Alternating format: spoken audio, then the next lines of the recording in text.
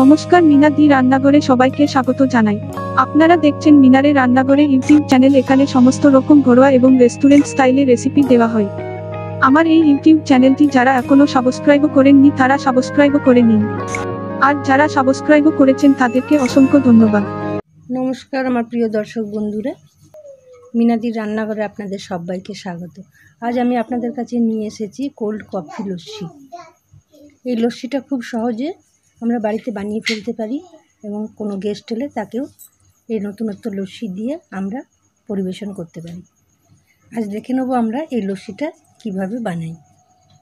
আর এই লস্যি বানানোর জন্য আমি যে কফিটা ব্যবহার করেছি সেটা ভেস্টিজের জেটা গেনো কফি।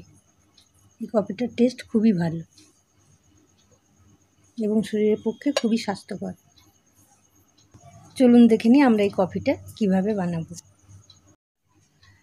কোল্ড কফি লস্যি বানানোর জন্য আমি এখানে একটা বাটিতে 1.5 চামচ মতন কফি পাউডার নিয়ে নিয়েছি এবং এটা আমি সামান্য ঈষৎ উষ্ণ গরম জল দিয়ে গুলে নেব।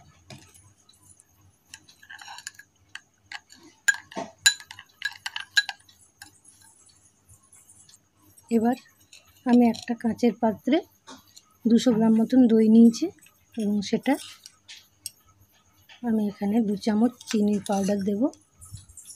যেহেতু কফিটা একটু তেতো ধরনের হয় তাই আমি এখানে চিনিটা একটু বেশি দেব। আর এটা প্রথমে ভালো করে আমি মিশিয়ে নেব।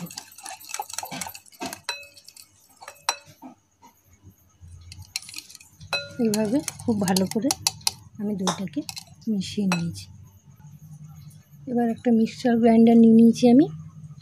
এর মধ্যে প্রথমে আমি কফিটা দিয়ে দেব। আইসক্রিম দিয়ে দিয়েছি অল্প, আর দেবো এখানে আমি দইটা।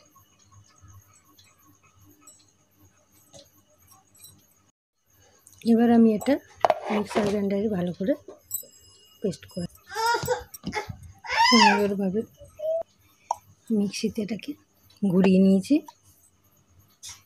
আমাদের কোল্ড কফি লস্যি একদম রেডি।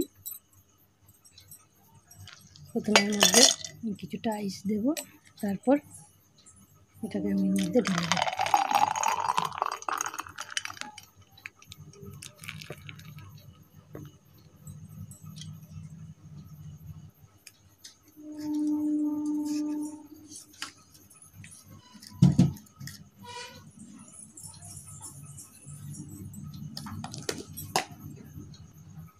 কোল্ড কফি লস্যি একদম খাওয়ার জন্য রেডি।